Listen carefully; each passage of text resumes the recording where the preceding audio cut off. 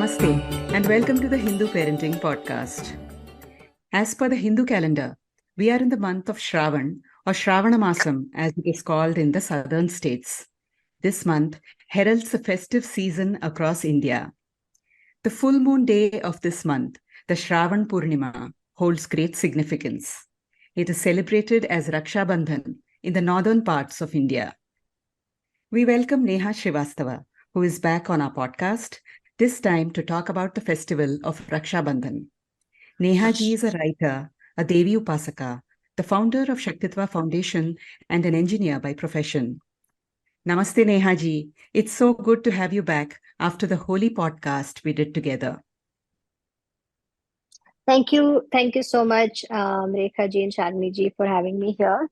Last podcast was so much fun, so I'm very excited to do another round on Raksha Bandhan. Neha ji, for Shalini, myself, and many like us who are new to it, can you give us an introduction to the festival? Rakhi 101, if you please. Yeah, absolutely. So Raksha Bandhan, as you noted in your introduction, that it happens during Shravan, and it's a very unique festival in the sense that there's not a lot of elaborate puja that goes on. So generally, brothers and sisters. So sisters have to like start up in the early in the morning. First thing, obviously, as per usual, you have to take a bath. Sometimes we wear new clothes for this. And we will have in the before up like coming up to this festival, a lot of sisters would have either purchased Rakhi or made Rakhi from their own hands, one for each brother. And for those who don't know, like Rakhi is basically a thread, and sometimes it has like a little motif on top of the thread. But like it's basically a thread or kind of like a bracelet that is tied on the right wrist of the brother. So you like the sisters would go shopping and find like the Rakhis for their brothers, and on the day of once you are ready after a bath and like wearing new clothes, you make sort of like a puja thali, in that you have a roli akshat, and you have the Rakhis and some sweets. So essentially then once the brothers arrive, and obviously, like has to be a upvasa until you're done tying all the Rakhi. So once the brother arrives, you have to sit in the east-west facing direction, and the sister would basically apply sort of a tilakam with the roli and akshat on the brother first, and then tie the Rakhi on the right hand, as I mentioned, and then offer sweets. The brother, after getting the Rakhi tied, would touch the sister's feet and seek her blessings. And obviously, I sort of missed a little bit. Like before, obviously, starting tying the Rakhis, you would offer the Rakhis to the gods, for their blessings, and maybe even tie. Some people also tie one Rakhi to the gods, whoever is your Ishta. So that's often done. Like, or you just leave one in the puja room as the first one. So yeah, essentially that's the thing. And after once the brothers seek the blessings, they also offer some kind of dakshina. So that's the fun part. So essentially, it could be anything. It could be gifts. It could be cash. And often, obviously, nowadays, you pre-negotiate what you want. Because if brothers are left to their own devices, they will bring like some very bad gifts. So sisters pre-negotiate what they want as gifts. Otherwise, it's a great collection opportunity for cash as well. So yeah, that's the festival. You mentioned that the brother touches the feet of the sister. Now, does that happen even if the sister is younger? Yes, absolutely. I think it may be slightly different with some parts of North India, but in my family and most of UP that I know, the brother. So in actually our family, it goes even beyond this. So the girls' side, girls basically unmarried girls do not touch feet of the elders in their maika, meaning like in their own family, and that is because when Kanyadan happens, the family actually considers her a devi and gives her away, right? So they worship the feet of the daughter during Kanyadanam. So if the reverse does not appear, right? So in this, when during Kanyadanam, the daughter is the manya, and she is like at an elevated status. So she, in our culture, we like, at least in my local family cultures, the girls do not touch the feet of their own family, like your mom, dad, but brothers do. And also, once the girl is married, she will definitely consider her in-laws as manya, and so she will touch their feet, but not of the maternal side. And another thing is, the Kanya Puja also you must have heard of, like in Navratri, there is Kanya Puja where young girls are worshipped as devis. So Yes. in that too, you will see the same pattern. No matter how old you are or how elder you are, you will still touch the feet of the girl as she is a form of a devi. So the same pattern continues here, where you have like no matter how young the sister is, the older brothers will touch their feet and seek her blessings. And honestly, that was like my favorite part of the festival. I'm sure you look forward to it. Absolutely. So some of my cousins are actually much older than me. I was one of the youngest in the family, and so like from a very young age, like the moment I tie my rakhi, if they're forgetting, like immediately I'll be like, no, no, no, it's not done. You have to go down and touch my feet. So yeah, it's also fun. Lovely. Okay, so most people seem to have only seen the Bollywood version of Raksha Bandhan. It's been popularized quite a lot in many of the movies. Just like, Karwa Chauth also has been popularized by a Bollywood version of it. Now, does the festival really differ in real life from the Bollywood version? And besides, I think there's also a very, you know, a feminist take on the festival itself, which calls it patriarchal, and perhaps Bollywood sort of perpetuates that sort of portrayal. So, is there any truth to this, Neha ji? Yeah, so actually, you bring up a good point. So, I mean, I haven't seen any recent Bollywood movies, so I can't comment on how they're presenting it now. But like starting from like these 80s movies, even, right? Like, remember that song, Bhaiya More Rakhi Ke Bandhan Ko Nibhana? Like that song honestly has always baffled me. I don't know what that means. Rakhi Ka Bandhan is not something that, like, this is one pet peeve that I have against Bollywood. They've completely invented this out of thin air. Or maybe there is some method to this madness. I still have to do that part of the research. But I actually ended up writing a huge article on Shaktatva on this subject. So let's break it down and let's break it down a little bit into the Bollywood part first, and we'll deal with the feminist part later. So in the Bollywood part, like they'll first of all, I've never seen Bollywood show a brother touching the feet of the sister. Like maybe I'm wrong again. Maybe some new movies have covered it, but usually I've never seen. This is why I think it was surprising to you, right? Like you hadn't heard of It this is. before. That's Yeah. Yeah, exactly why I asked you that question, because I don't think I yeah, have seen this portrayed anywhere. Not that I've seen correct. much of Bollywood movies, but whatever little, I've never seen this in pop culture, really. Yeah, and the another unfortunate thing is like even if it was initially practiced, a lot of people change their own ancestral cultures based on how Bollywood represents it. So this is also because a lot of times people don't understand, like there is just given to them. It was just told to them, like this is how you have to do it. And when Bollywood represents it slightly differently, people start doing those things. It also becomes like a fad thing. I've definitely seen this happen in Karwa Chauth. A lot of the not so cute part of like, or maybe things that Bollywood doesn't show or Bollywood doesn't consider as part of the festival are sort of slowly getting removed from the psyche. And a lot of this and on Karwa Chauth, like majority of the movies show only the Punjabi side of how Karwa Chauth is practiced. And again, the UP side of Right. pujas are very, very different. But I've definitely seen a lot of those things creep into the UP culture as well, because people want to do that channi thing of the chand thing, so on. Like that looks like it's become such an iconic movie that you want that photo on your Instagram and so on. So it's a not nightmare, honestly. But in on Raksha Bandhan, the biggest I think, like they do show Tika, I think, sometimes, but Yeah, Bollywood is that also is known, I think. Yeah. sometimes, yeah, but also Bollywood recently is very averse to Tika and Bindi, right? So you never Yeah, know. of course. Um, Yeah. and the other thing is that they show only the thread, and sometimes they show the gift.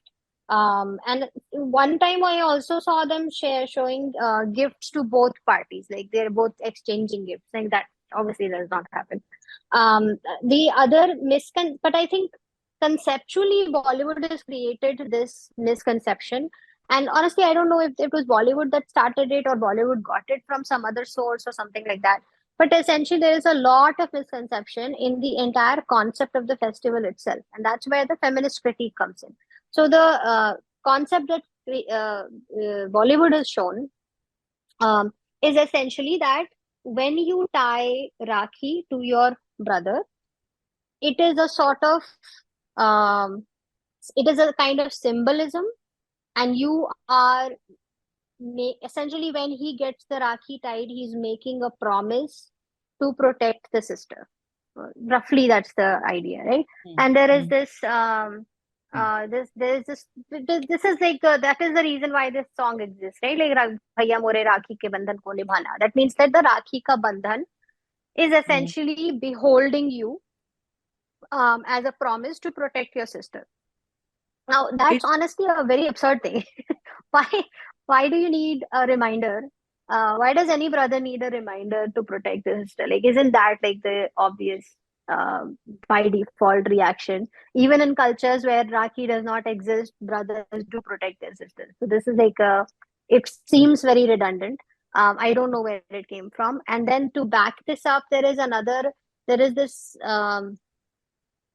two stories that have been circulated. One being very popular, which is this Rani Karnavati story, where Rani Karnavati is under siege by Bahadur Shah, and like the God knows where all the Rajput men have gone, but she is like left defending the fort. And in a moment of desperation, she sends the Rakhi to Humayun, the Mughal emperor. And Mughal emperor is so moved by this gesture that he sends his armies, but the armies don't reach in time. And so Karnavati commits Johar regardless. Now, honestly, I have not been able to find any authentic source for the story. I don't know where the story comes from. It emerges in a bunch of magazines. None of them actually cite any sources.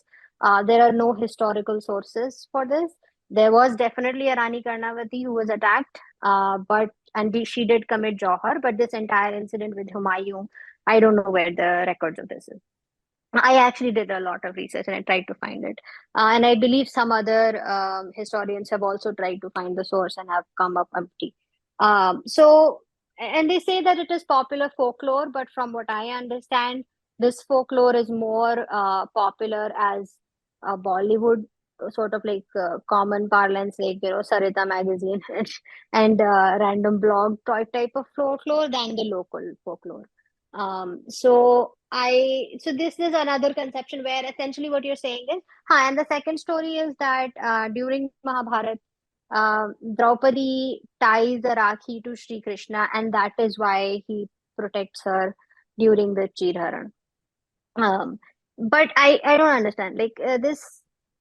First of all, like, again, the Mahabharat source also I could not find. I didn't see, and in the critical edition, at least, I could not find any event where Draupadi is sending a Rakhi to Sri Krishna. They did have a friendship and a brother sister sort of relationship, that definitely is there, but there is no this particular incident of sending a Rakhi to behold you to be my brother.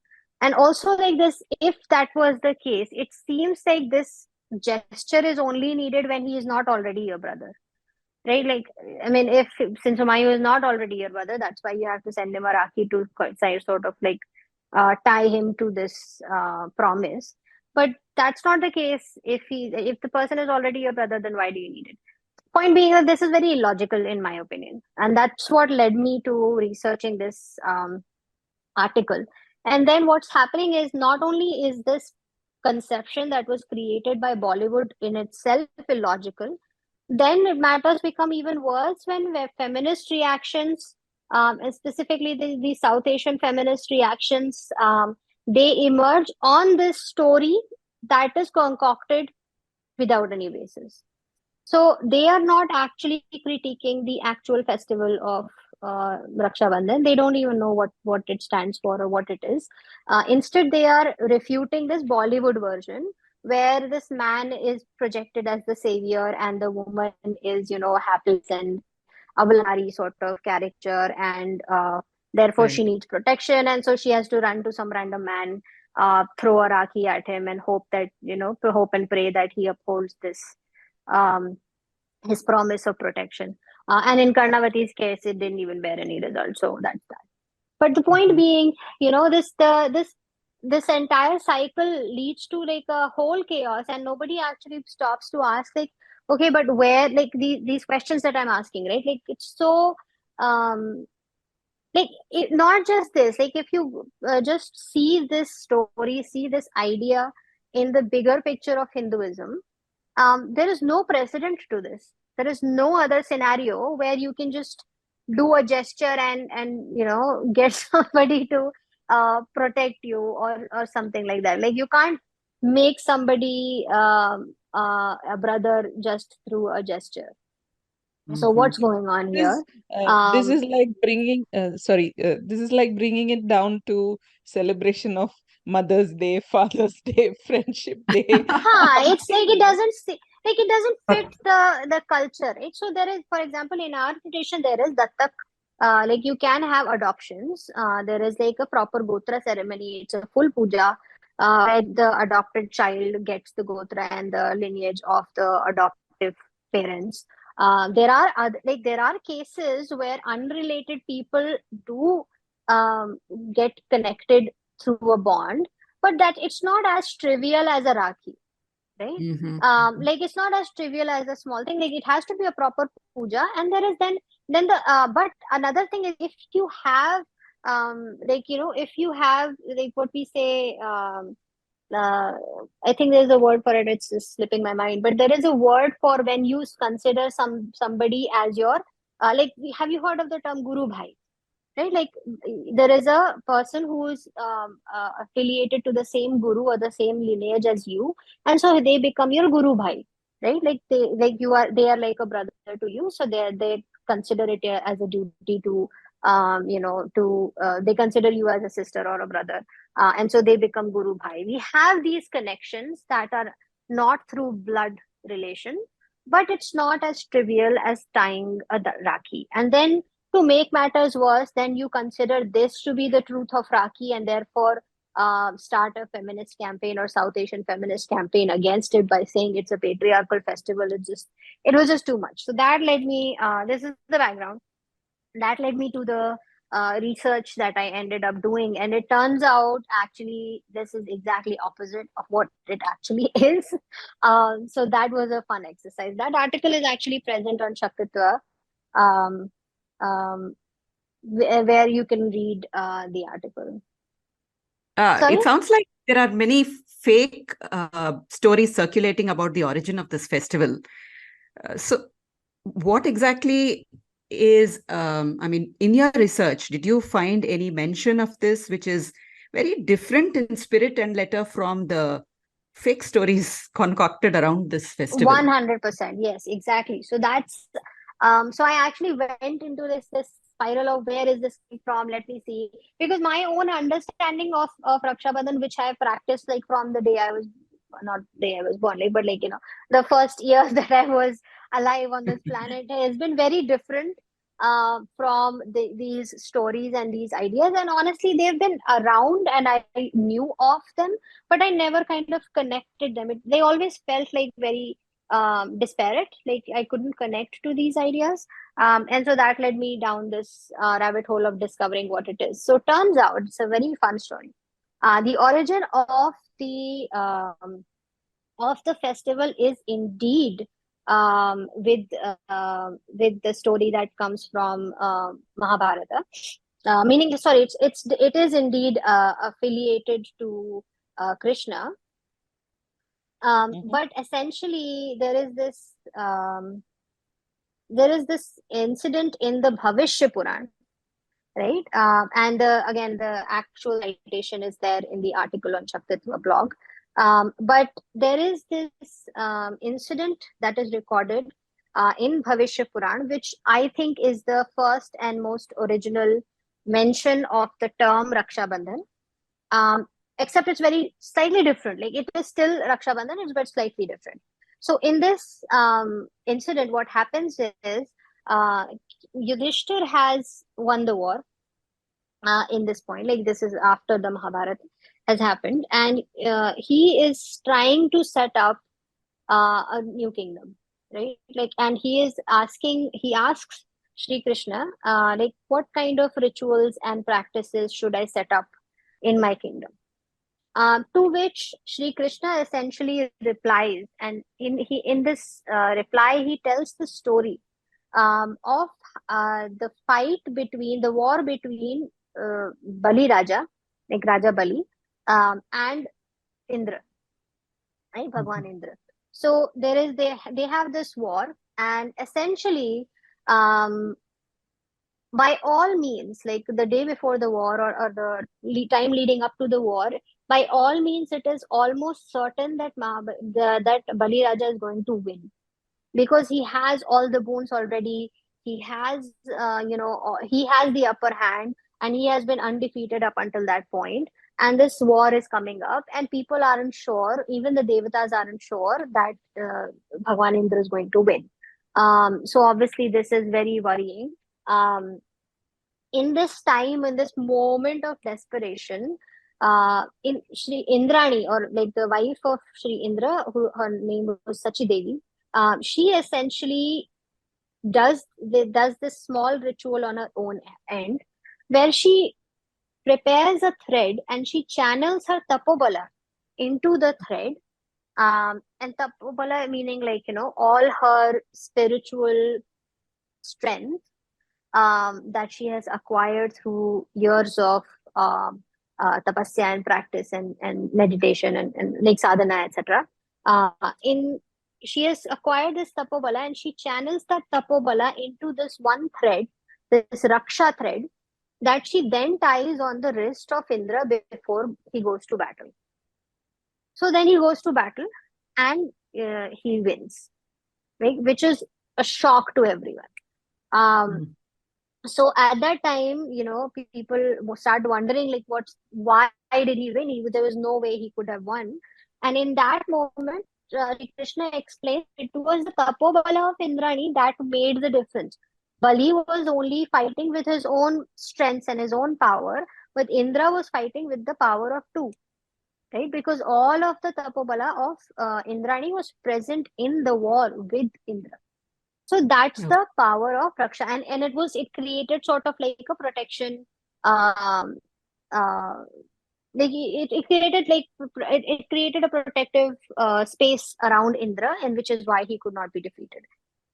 So from there, Sri Krishna then explains the process of celebrating this festival on Shravan Purnima to King Yudhishthira, and he says you should actually establish this as an annual festival where priests, basically Brahmins, must go around and they tie a small parcel of auspicious things such as rice, mustard seeds, and kumkum in a thread. Like you tie this with a thread, and having it blessed by the gods, they must tie it to the wrist of the king. And slowly it became like this essentially this thread should like essentially this thread will retain its power for a year, and therefore you have to constantly keep doing it as an annual thing. And later on, like if you actually then trace the lineage of this festival, later on in Kashi, there are villages even now that have an unbroken tradition where priests still do this. Like they will actually prepare these raksha threads. In the morning of Raksha Bandhan, they will come and tie the threads to all the important people in the villages, and not even people, even things. Like they will even tie it to the well. They will tie it to the tree. All of the things that sustain the village, they will tie this raksha thread on this particular day on the wrist of everything and everyone that needs to be protected, right? Now, in fact, there is a very interesting reference that I also found, that up until 18th century, right, there is this Urdu poet. His name is Nazir Akbarabadi, and he actually, in his one of his poetry, he says he wishes to dress up as a priest so he could tie a raksha thread on the wrists of all the beautiful people around him. So, Hmm. so he must have observed, he must have observed this tradition. Yeah. And he calls it not Raksha thread, he says Rakhi, but that's a Prakrit equivalent of the Sanskrit word Raksha. Um, but essentially, like he is also observing this. And see, not saying I want to dress up as a sister to tie it on the brother. He's saying I want to dress up as a priest. That means that unbroken tradition of the from the Bhavishya Punar at least was present until 18th century, and even today it is present if you go in some villages around Kashi, and even even actually there's a lot of villages, even UP and Bihar, where this is still practiced as it was prescribed. Now, how did the brother sister element then come in? That part is also very interesting, because in the original story, it was Indrani who channeled the Tapobala. Exactly. So it was a wife. So it was a wife tying it to the husband. Yeah. And then the prescription of the festival is that priest should tie it to the people, to anybody. And here there is no gender. Okay, Indrani tied it to her husband. Then priest is tying it to all of the important people. So he's not just tying it to only the men, right? He's tying it to anyone and anything that is important. Sometimes even children, even wives, or the daughters of the king, and so on. So this is essentially, now if you really break it down, um, you can see that the elements of Rakhi, there are two important things to note. First is, as I noted, like it's not the brother sister element. Second thing is, notice who is getting protected. You know, Yeah. in all of these examples, the person whose wrist the thread is tied on is the one who is being protected, and the thread is the protection charm, right? You know, And this is so similar to an existing tradition in our temples today. When you visit a temple, you get something tied on your wrist very often, right? The exactly, or the exactly. Mauli. It seems to Mauli, be very similar yes, to that tradition, isn't it? It protects me. exactly. If I visit the temple and the priest at the temple ties it on my wrist, it is me. It is I, I am protected, isn't it? Correct. Exactly. And so if you notice this Molly or Kapu, the idea, the tradition of that thread is not just like, even in when you do a homa inside your home, right? Like when you do a Satyanarayan puja, or when you do any kind of homa inside your home, if the priest is officiating that, even the end of that homa, you get that thread. Right, and Mauli is tied even in that situation. Any big puja, Mauli is tied as a Mauli, or what we call as Kalava in North India. It is tied as a sort of protection charm. So this tradition of a thread having the properties that can, or sort of like, it's, if you actually spread your wings across, like you can find this actually everywhere. In many cultures there is this concept of evil eye, right? Like um, there is there are protection charms, and there are protection bracelets and threads that are tied across many cultures that have this idea that they can protect you from the evil eye, or like any kind of bad things that may happening. So that may happen. So this is what I was getting to. So like, if you break down this celebration of Raksha Bandhan, you put a tilakam, very typical Hindu practice. um, um, and again, no puja begins without putting the tilak on the deity. We also have been told that we should never even sit in a sacred setting without tilak on our forehead. And in Hindu households, like whenever a person is heading for an important task, the lady of the house would uh, send them on their way with the tilak on their forehead, as it's a kind of a blessing, right? Like, essentially, Neha when ji, you, Hanji. yeah. Yeah, what I was just thinking, connecting this in the broader plane of what you were just mentioning, we just had the celebration Varalakshmi Vratam in the south of India, and Mm-hmm. yes, we do sit down with a tilak on our foreheads, and then Exactly.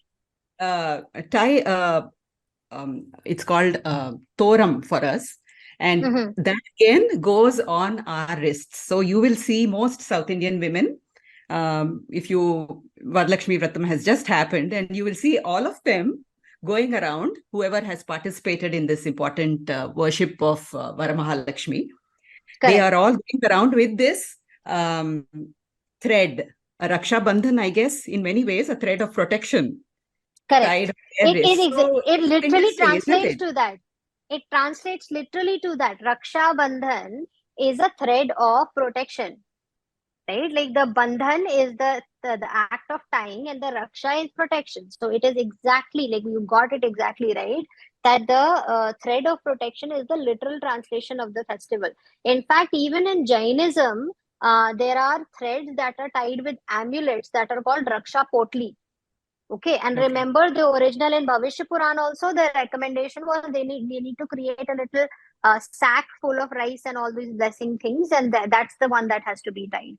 So over a period of time, it has become just thread. But the idea in all of these examples that we are getting to, all of these examples have the same idea that when you do something auspicious, right? When you do a puja, when you do a deep sadhana, when you go to the temple, when you this is a sacred setting, there is a certain sadhana bala or tapobala that is being acquired in that momentum, right? So essentially, like in all of these examples that we were just talking about, there is a common, common thing that you can observe. It is that in all of these settings, when we have a big puja or a homa at our homes, when we go to a temple, and there is that's a sacred geography. So essentially, you're acquiring the essence of all of the spiritual power that is in that temple, in that deity. And it in this example of Varalakshmi Vratam, you did a sacred puja. All of these times, your sadhana shakti, your spiritual energy is at its peak. So in each of these examples, the sadhana shakti or the tapobala is being channeled into a certain thread, right? And that thread is being tied onto a person to essentially translate that sadhana shakti into a form of protection that can protect you for as long as the thread is on your hand. Right. Mm. So essentially what is happening is that some kind of tapobala is being channeled. Now, this tapobala is not just acquired in the case of a mega puja, but people over, if you're a spiritual person, if you have a established sadhana, if you do your, practices, your japas, and your srotams correctly, and you do it over a period of time, your in general, the whole idea is that you grow as a spiritual person and you acquire certain shakti. So now, if you really wanted to protect somebody, you can channel that shakti. Best time, there is a prescribed auspicious time and day for that, and you can channel that shakti into making this thread that essentially carries the thread, the essence of your shakti, and you tie it onto the person who needs to be protected, right? So And it isn't is there a mantra that goes with it when you tie something exactly, on? yes, yes. Okay. So yeah, thank you for asking this. Actually, yes, this is how I got this mantra. Is exactly how I got to the origin source of how the like where the Bhavishya Puran, the ritual is mentioned. So the mantra that we chant is Yen Baddho Bali Raja Danavendro Mahabalaha Ten Twamabhi Baddhanami Rakshe Machala. So the meaning of the shloka is the Raksha Bandhan, due to which Bali, the king of Rakshasas, could not win over Indra and had to come to terms or compromise with Indra. In the same way, I am fastening this Raksha Bandhan around your wrist. O Raksha Bandhan, do not leave this person. Do not leave this person. Right. So this Mhm. dhaga is being like we are praying to this dhaga that just like you protected Indra, may you protect this person. There is no mention of brother. There is no mention of bhaiya more rakhi ke bandhan ko nibhana. Yeah. There is there is there is no mention of that. The original idea is that this person who is getting this thread is being protected by the person, or the person who's tying the thread is trying to protect the person on whose wrist the thread is being tied, right? And so now, You if turn we the whole actually thing on its head, you know. exactly. So but because that was our understanding, like, and see, this is the understanding when we do Bhai Dooj also.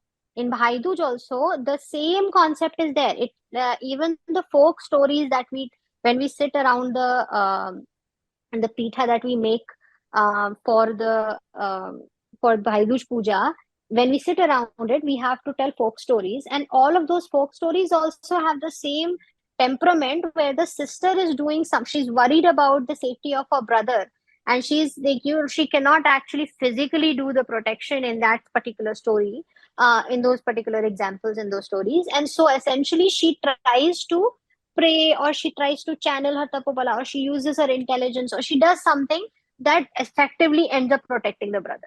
So the point being that the protection is not something where you have to physically just go and jump in front of the enemy and fight for this person. Protection can be in many ways, and one of the ways that the sister can do it for the brother is channeling the tapobala. Now, where does this brother and sister angle comes in is also an interesting research topic, to be honest. Like, why did it become a brother sister thing? And also, one important thing I want to highlight here. See, when we tie the Rakhi, we don't just tie it to our brothers in UP, like in most of North India. We don't just tie it to the brothers, we also tie it to the sisters-in-law, right? So to their Yes. wives, sometimes even to their children. So if Mm, this was so much about patriarchy and brother, sister, and brother protecting, why am I tying it to another woman? Makes no sense, mm, right? Uh, mm. and then also Yeah. sometimes, if you're unfortunate enough and the brother is no longer there, you still tie it to the sister-in-law. So that relationship is not broken because the brother is no longer in the picture. The point Mm. being that this is not like Raksha Bandhan is not so much about the brother protecting you. It is about channeling your tapobala and protecting people that you really love. You Yeah. know, When you and mentioned so yeah, Bhai Dooj, just to bring up a quick point, if yeah, there's a festival called Bhai Dooj, where you have this brother sister connection being celebrated, it logically makes no sense to have another festival doing exactly the same thing, right? So Raksha Bandhan is probably tying this Raksha, the thread, to whoever and whatever it is that you want to protect. So I like that explanation. It ticks a lot of boxes in my head, a lot of questions that I've been having about it. And also, not everybody has a brother, to come to application in modern times. And there are yeah. families where there are only sisters. And parents of girls often wonder, sisters want to celebrate this thing. So is it okay? Can we have one sister tie a rakhi for the other? These questions come about in the modern context. And based on what we have heard today, there is no reason at all why a sister can't protect another sister in the context of Raksha Bandhan, because Bhai Dooj is 100%. very different again. Agreed. But I also don't want to like shy away from the fact that it is in modern times, or at least how it's practiced in the last 100 200 years. It has Mhm. indeed been a brother sister thing, and I think somewhat roughly, not maybe like not 200 years, maybe it could be longer also, because the evidence is definitely there. But I have a feeling that the origin does indeed of this brother sister relationship origin does indeed lie in the times of Muslim expansion and Muslim invasions on India, because I have a feeling that this tradition of um, sisters being constantly worried about their brother's well-being Mm. was definitely a feature of the the time when North India was being constantly invaded by these very brutal, emperors from outside India. And these people, like essentially, in during when the Rajputs were constantly fighting the Mughals or attacks from people like Bahadur Shah Zafars and so on, there was like, young men and boys would be conscripted in the army, and it is very likely that the sisters won't see them again, right? Or the women won't see them again. And you see this entire concept of sati and jauhar emerging in Rajasthan from this era. And so essentially that idea of women being worried about the menfolk and trying to do something to change this would have created this en masse culture, right? Where the sister essentially, like if the Indrani could protect Indra while going into battle, maybe the women folk in Rajasthan could protect their brothers and ensure their safety, or protect the men folk in their and ensure their safety when they are going to battle. Now, also understand, a lot of these boys were getting conscripted in teenage years, right? So a lot of them were probably not married. But so not everybody has an Indrani, but everybody does have a sister, or at least could have a sister. And Right. so essentially that is how I have a feeling, and this is, I'm not like, I'm not claiming that I have a source for this, but I have a feeling that when I dig, seems to be the most logical explanation of how it became like a brother sister thing. So I don't want to minimize that cultural adaptation. It's an important reminder of the history that we've lived through, especially the one that North India has lived through. But it is indeed true that the origin, like the historical origins and the textual origins or the prescription in the text is that the tradition definitely is for anybody can channel the tapobala and protect the person. But there may be some truth to the fact that it works better if the tapobala, or rather it suits better if women folk are channeling their tapobala, or at least like the concept can be understood well. Now, how can it be adapted to modern understanding? That I think is definitely left on. Especially if people don't have an ancestral tradition of Raksha Bandhan and they want to start something, 100% Bhavishya Purana is the prescription to follow. Course.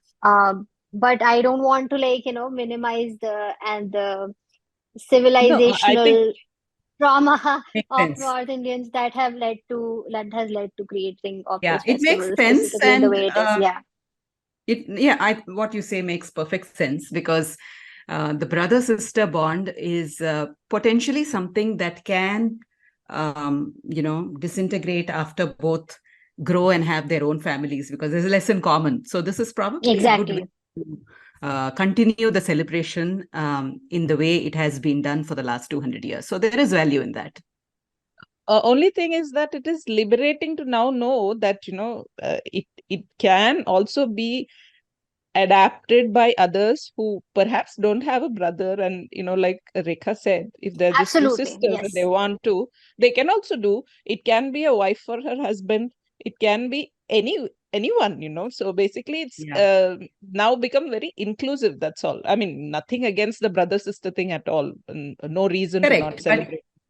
no, I got this question because a friend of mine has two daughters, and she makes one daughter tie a rakhi to the other daughter, and that is so beautiful, because the children, they have no brother or no Mhm. cousin who is a boy, and so I mean the tradition survives in some form or the other. So it's one way of adapting to modern times. But another thing I would like to say is that if people are making these adaptations, I would Mm. honestly like, if I was to like restructure the whole, like of course I follow the tradition that has been in my home, and that I will pass forward as well. But if somebody is trying to come up with something on by from scratch, honestly I Mm. would recommend that, a we cut down this retailification of this festival, right? It's Mhm. not so much about, like, the gift is important. The see, understand, like, remember I told you that there is a element to the Raksha Bandhan where once the girl ties the thread, once the sister ties the thread to the brother and his wife, they touch the feet, so they seek blessings just like you would seek the blessings of a priest. And then you give dakshina just like you would give to a priest, right? So Mhm. the dakshina element is absolutely important, but it does not need to become like this in modern days everything is about Tanishq ads and whatnot and all that. Like, I would Right. rather, like, cut the cut the retailification or this commodification of this festival down, and reduce the importance of commodification of this festival, and increase the importance that tapobala has to be there. Yes. If Mm. Yeah. if you, like, True. what are you channeling into that thread if you have no practice of your own, right? Yes. So the Right. person, the guy the person you're trying to protect is going to be protected through your tapobala. So you have to work on acquiring that tapobala in the first place. So Yes. if you are to practice this, it cannot be a token that, every morning all of the rest of the 364 days I go about my merry way, I don't remember gods, and I once in a while I visit the temple on important days and I'm done. You have no tapobala to channel in the thread, if that is your lifestyle, right? So on the Yeah. 365th day of Shravan Amavasya, no magic is going to happen, and that thread is not going to do much, to be honest. That's Um, that's Yeah, so this instead, problem is there with all our festivals, right? When we exactly. celebrate, but we don't, I mean, we just adapt it to modern conditions, gifting, and, having hallmark kind of days. Even our festivals are at risk of being reduced to the celebration part Yeah. without the worship part. I have even heard, I was aghast. I have heard people who are telling me that Diwali, they don't do the main Lakshmi Ganesh Puja. Instead, they just go and burst crackers and do sweets and eat food and have party, and that's their Diwali. That's the, like, you cannot cut the essential element out and then keep the fun part and think that it's going to make a difference, right? If that is the case, it is some bandhan, but it is not Raksha Bandhan. So no Raksha is yeah. happening here. If that, like, if you cut out the tapobala part, if you do not have a practice, if you do not have a sadhana, if you do not connect, or if you do not try to acquire Shakti, you have nothing to put in that thread. And so the purpose, no matter whether you're doing it in the traditional way or a non-traditional way, does not matter, because there is no tapobala to be channeled in the first place. So if we are establishing it up from ground up, the first thing to understand is one has to do sadhana, one has to acquire spiritual Shakti, and only then you can channel it for somebody's protection. So that's number one, right? And the second thing is, a lot I have even seen, um, a lot of people, even in North India, even where it's an ancestral tradition, they have forgotten about that mantra itself, which is probably how we ended up in the mess where we don't know the origins. Because the mantra is very, very clearly codifies the intent, right? It codifies exactly what the source is. So that mantra is also key and important. So if you are going to reinstate, sorry, if you're going to, like, institutionalize your this Raksha Bandhan in your family, even though it doesn't exist ancestrally, then do it with the focus on the right elements, and teach the children the origin and the importance of this. Like, because I honestly, a lot of parents complain that their children are not interested in upkeep of their traditions and so on. But a lot of that reason is because they don't understand it. Nobody explains it to them, right? Even I had to go and do this entire research to find the original origin, because nobody Yes. told me that this was the origin. It should And, not be this and bad, right? Bollywood is not going to show you the mantra part. That's for But sure. see, exactly, but like, we are relying it. This is kind of like we are giving up what is our role as parents, and we're expecting that the society will teach them, and then we are complaining that the society is not teaching them the right thing. Well, of course it's not teaching them the right. Nobody knows, only, right? The information is getting lost, and it is, I think, it is every parent's job to do this work. Even if nobody told you, you can go and do that research, listen to these podcasts. I don't know, like the information is out there, definitely, right? These articles are out there. You have to do the work to kind of find the source and establish that in your kids, so that they understand the importance of ritual and they're not falling into the mere tokenism idea, because that's how the digestion happens into everything just becomes a capitalist exercise of buying things and doing this and that. Tomorrow it is going to become like Easter eggs. Nobody understands what has got to do with Easter, or what do bunnies have to do with Easter. So like, let's not get into that situation where Raksha is about some random bracelet that you're tying on the brother's wrist, and you get like a diamond ring in return. Like, that's not the festival. Correct. I like the words that you used in connection with this. Let's not have our festivals become mere tokenism. So true. Exactly. So, I completely agree that, knowing, see, this is what happens, right? If you know the background of any tradition, so many things become clearer. Like, now you can actually go do the research, establish it in the right way if you want to adapt it. Like, if you're like, I understand the dilemma that kids have, right? Where that incident of your friend where she has only two daughters, and the daughters probably see all their friends getting excited about Yes. Raksha Bandhan, buying the threads, and they're excited about getting all these gifts, and these daughters and now in these, like, see, back in the day, it didn't matter if you had a real brother or not, because all your cousins were in the same home also. So you had a brother regardless of whether it was a cousin or a sibling. But nowadays we live in nuclear families. So she probably doesn't even cannot connect to those extended relatives as well. And you don't live in the Extended same families. country also sometimes. Exactly.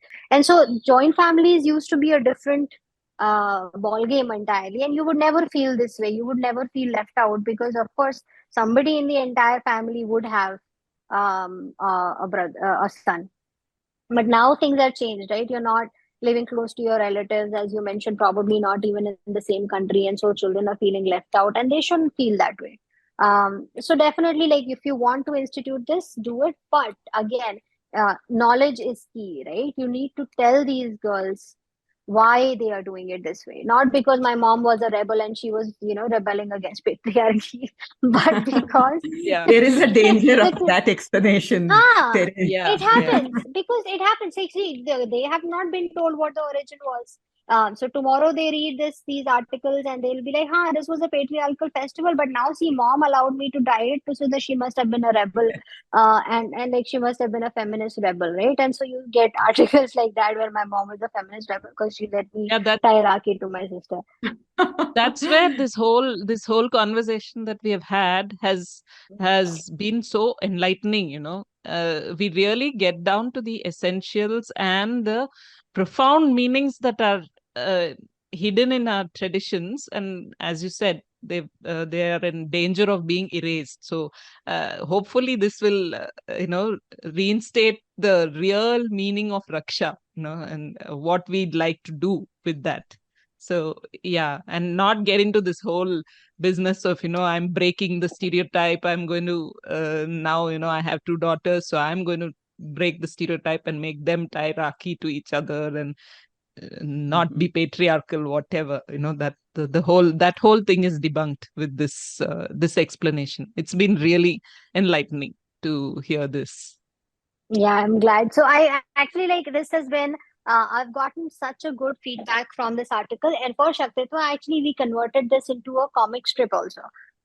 So we have this very, like, it's very popular amongst young people. We have almost 8,000 likes on Instagram for this Okay. post. So essentially, the way I've converted this is that there is this the two friends who are talking, and they're expressing the doubts to each other. So one Mhm. girl is very excited to go Rakhi shopping, and she asks her friend to come over so that they can go. And the other one is like, I don't know, I'm facing a dilemma because I read this article where it said that this was a patriarchal festival.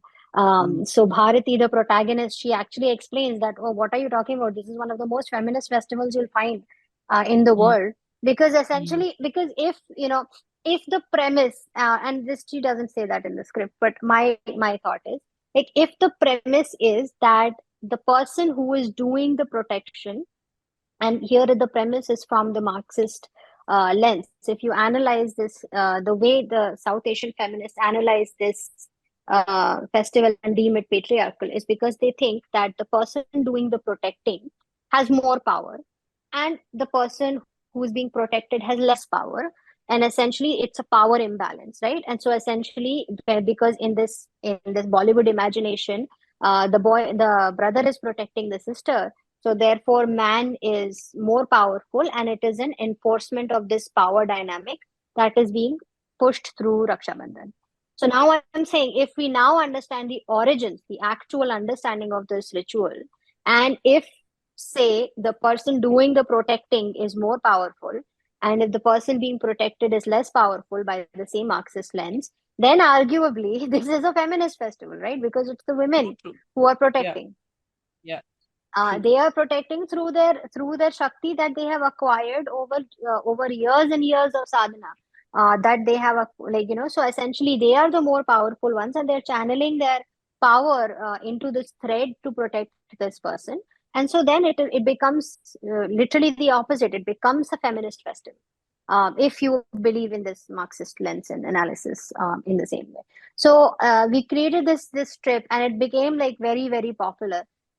So like maybe you can link it in your podcast as well for people if they're like, this may be a good way to teach young people, because unlikely that they're going to read my gigantic 3,000 word article. So attention spans are short, so we converted this into a comic strip.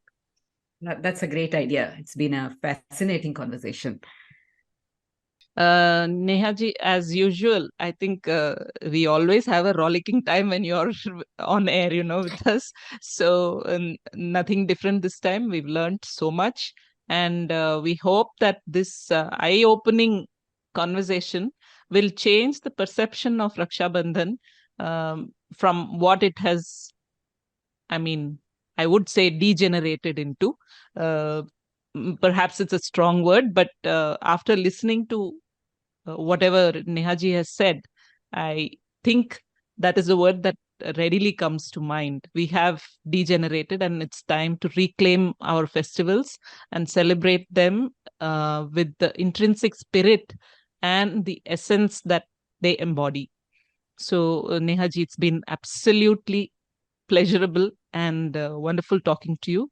So until we have you with us for another round of some more animated discussion, we will say bye-bye and wish you a very happy Raksha Bandhan too in advance. And to everyone celebrating, happy Raksha Bandhan. So until the next time, we will meet soon with another episode. Namaste.